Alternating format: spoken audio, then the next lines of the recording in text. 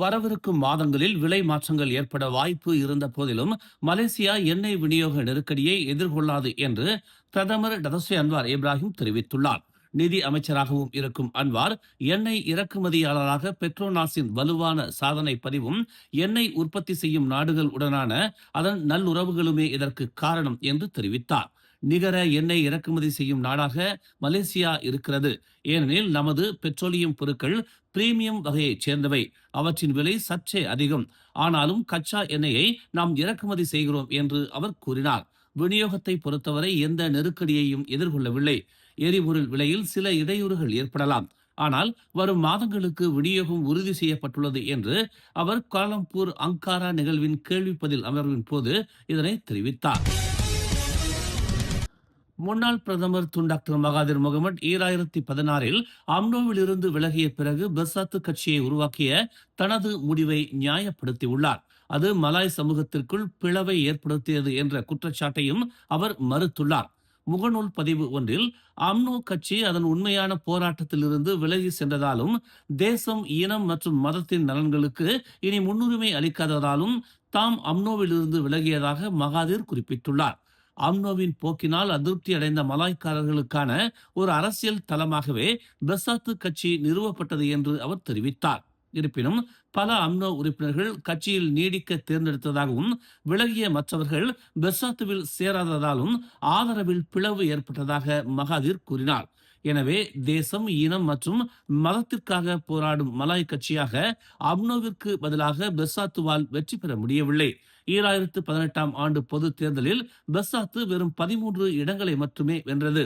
அதனால் மலாய்க்காரர்கள் பிளவுபட்டனர் என்று கூறிய அவர், பெரும்பான்மையினர் பெர்சாத்துவில் இணைந்திருந்தால் இத்தகைய பிளவு ஏற்பட்டிருக்காது என்றும் குறிப்பிட்டார். கடந்த காலங்களில் அம்னோ, பெர்சாத்து மற்றும் பெர்ஜுவாங் கட்சிகளுக்கு தலைமை தாங்கிய மகாதிர், மலாய்க்காரர்களை அடிப்படையாக கொண்ட பல கட்சிகள் உருவாக்கப்பட்டதால் பிளவுகள் தவிர்க்க முடியாமல் ஏற்பட்டிருக்கும் என்று கூறினார். மற்ற கட்சிகளில் இணைந்ததால் தான் மலாய்க்காரர்கள் பிளவுபட்டனர் என்றும் அவர் தெரிவித்தார். கடந்த வாரம் கட்சிகளின் பெருக்கம் மலாய் மக்களை பிளவுபடுத்தி அவர்களை ஒருவருக்கொருவர் எதிராக நிறுத்தி உள்ளதால் எந்த ஒரு மலாய் கட்சியும் அரசியல் களத்தில் ஆதிக்கம் செலுத்த முடியாது என்று மகாதிர் தெரிவித்திருந்தார். தவறு மலாய் மக்களிடமே உள்ளது என்றும் அவர் கூறினார். இருப்பினும் தனது அரசியல் வாழ்க்கை முழுவதும் பல அரசியல் கட்சிகளை நிறுவியதன் மூலம் அந்த பிளவை ஏற்படுத்தியது மகாதிர் தான் என்று அம்னோ மற்றும் அமானா உள்ளிட்ட கட்சிகளின் தலைவர்கள் குற்றம் சாட்டினர். ஒரு சுயசேவை சலவையகத்தில் பூனைக்குட்டி ஒன்றை சுவரில் தூக்கி எறியும் காணொளி வைரலானதை தொடர்ந்து அந்த வீடியோவில் காணப்பட்ட சம்பந்தப்பட்ட நபருக்கு காஜாங் அமர்வு நீதிமன்றம் 6 மாதம் சிறை தண்டனை விதித்தது. நீதிபதி கைனூர் அலிசா இஸ்மாயில் முன்னிலையில் நீதிமன்ற மொழிபெயர்ப்பாளர் குற்றச்சாட்டை வாசித்த பிறகு 49 வயது தோ தெக் ஹுய் தனது குற்றத்தை ஒப்புக்கொண்டார். மேலும் நீதிமன்றம் தோவுக்கு 60,000 ரிங்கிட் அபராதம் விதித்தது. அபராதம் செலுத்தப்படாவிட்டால் 6 மாத சிறை தண்டனை விதிக்கப்படும். ஏப்ரல் 2 அதிகாலை 3:30 மணி முதல் 4 மணி வரை தமான் காஜாங் பிரிமாவில் உள்ள ஒரு சலவையகத்தில் கருப்பு நிற ஆண் பூனைக்குட்டியை சுவரிலும் மெத்தையிலும் மீண்டும் மீண்டும் தூக்கி எறிந்து கொடூரமாக துன்புறுத்தியதற்காக விலங்குகள் நல சட்டம் 2015 பிரிவு 29(1)A கீழ் தோ மீது குற்றம் சுமத்தப்பட்டுள்ளது.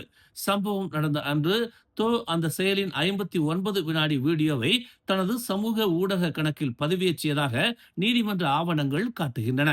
ஒரு நாள் கழித்து ஸ்லாங்கூர் JPV விலங்குகள் நல அதிகாரிகள் சம்பவ இடத்தை பார்வையிட்டனர். முதற்கட்ட சோதனையில் பூனைக்குட்டியின் வலது பின்னங்கால் காயமடைந்திருந்ததும், தொட்டபோது அது அசௌகரியமாக இருந்ததற்கான அறிகுறிகளை காட்டியதும், அது செயலற்றதாகவும் சோம்பலாகவும் காணப்பட்டதும் தெரிய வந்தது. இந்நிலையில் தோ கடந்த சனிக்கிழமை முதல் 4 நாட்களுக்கு நீதிமன்ற காவலில் வைக்கப்பட்டுள்ளார். சராஸில் உள்ள ஒரு பொழுதுபோக்கு மையத்தை சேதப்படுத்தியது தொடர்பாக 12 பேரை காவல்துறை கைது செய்துள்ளது. சந்தேக நபர்களுக்கு எதிராக விளக்கமறியல் உத்தரவு கோரப்பட்டுள்ளதாகவும் விசாரணை நடைபெற்று வருவதாகவும் கோலாலம்பூர் காவல்துறை தலைவர் ஃபாடில் மாசூஸ் தெரிவித்துள்ளார்.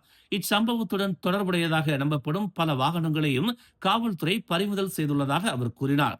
ஒரு கும்பல் லாரியை பயன்படுத்தி அந்த மையத்தின் வாயிலை வலுக்கட்டாயமாக திறந்து வளாகத்திற்குள் புகுந்து பல பொருட்களை சேதப்படுத்தியதாக காவல்துறை தெரிவித்துள்ளது. மலேசிய எண்ணெய் கப்பல்களை ஹார்மூஸ் ஜலசந்தி வழியாக செல்வதற்கு அனுமதித்ததற்காக ஈரானுக்கு பிரதமர் டதஸ்ரீ அன்வார் இப்ராஹிம் தனது பாராட்டை தெரிவித்துள்ளார். நேற்று நடைபெற்ற கோலம்பூர் அங்காரா உரையாடல் 2026 நிகழ்வின் ஒரு பகுதியாக மலேசியாவிற்கான ஈரான் தூதர் வாலியாலோ மஹமதி நஸ்ராபாடியுடனான சந்திப்பின் போது ஈரானுக்கு தனது நாட்டின் பாராட்டை தெரிவித்ததாக அன்வார் கூறினார். எரிசக்தி விநியோகத்தின் தொடர்ச்சியை உறுதி செய்வதற்கும் வாழ்க்கை செலவு அழுத்தங்களை குறைப்பதற்கும் நாட்டின் பொருளாதார நிலைத்தன்மையை ஆதரிப்பதற்கும் இந்நடவடிக்கை மிக முக்கியமானது என்று அன்வார் தனது முகநூல் பதிவில் தெரிவித்துள்ளார். முன்னதாக ஹார்மூஸ் ஜலசந்தியில் தற்போது சிக்கியுள்ள மேலும் 6 மலேசிய கப்பல்கள் படிப்படியாக அந்த நீர்வழி பாதை வழியாக செல்ல அனுமதிக்கப்படும் என்று வாலியாலோ தெரிவித்தார். ஈப்போ புந்தோங் பகுதியில் பாராங்கத்திகளுடன் ஆயுதம் ஏந்திய ஒரு கும்பலால் ஒருவர் வெட்டி கொல்லப்பட்டதாக கூறப்படும் வழக்கில் பேரா காவல்துறை ஒரு சந்தேக நபரை கைது செய்துள்ளது. நேற்று முன்தினம் இரவு அந்த பகுதியில் நடந்த சண்டை குறித்து காவல்துறைக்கு தகவல் தெரிவிக்கப்பட்டதாக ஈப்போ காவல்துறை தலைவர் நஜீப் ஹம்சா தெரிவித்துள்ளார். சம்பவ இடத்திற்கு அனுப்பப்பட்ட அதிகாரிகள் இறந்தவர் சாலையின் நடுவில் கிடப்பதை கண்டதாக நஜீப் ஹம்சா கூறினார். பாதிக்கப்பட்டவர் தனது நண்பர்களுடன் ஒரு வாடகை கார் நிறுவனத்தில் இருந்தபோது பாராங்கத்திகளுடன் ஆயுதம் ஏந்திய ஒரு கும்பல் அவர்களை தாக்கியது முதற்கட்ட விசாரணையில் தெரிய வந்துள்ளது. இறந்தவரின் நண்பர்கள் பலரும் காயமடைந்து மருத்துவமனையில் சிகிச்சை பெற்று வருகின்றனர். விசாரணைக்கு உதவுவதற்காக பின்னர் ஒரு உள்ளூர் ஆடவர் கைது செய்யப்பட்டார். மற்ற சந்தேக நபர்களை கண்டுபிடிப்பதற்கான முயற்சிகள் தொடர்வதாக நஜீப் ஹம்சா ஒரு அறிக்கையில் தெரிவித்துள்ளார். இந்த வழக்கில் கொலை, அபாயகரமான ஆயுதத்தால் காயம் ஏற்படுத்துதல் மற்றும் ஆயுதத்துடன் கலவரம் செய்தல் ஆகிய பிரிவுகளின் கீழ் விசாரணை நடைபெற்று வருகிறது. மேலும் செய்திகளை தெரிந்து கொள்ள தமிழ் மலர் இணையதளம், தமிழ் மலர் செயலி மற்றும் மலர் டிவி யூடியூப் சேனலை வலம் வாருங்கள். எங்களோடு இணைந்திருக்க மலர் டிவியை பதிவு செய்து கொள்ளுங்கள். உறவுகள் மகிழ்ந்திட விருப்பம் மற்றும் பகிர்வு சேவையை சொடுக்கிடுங்கள்.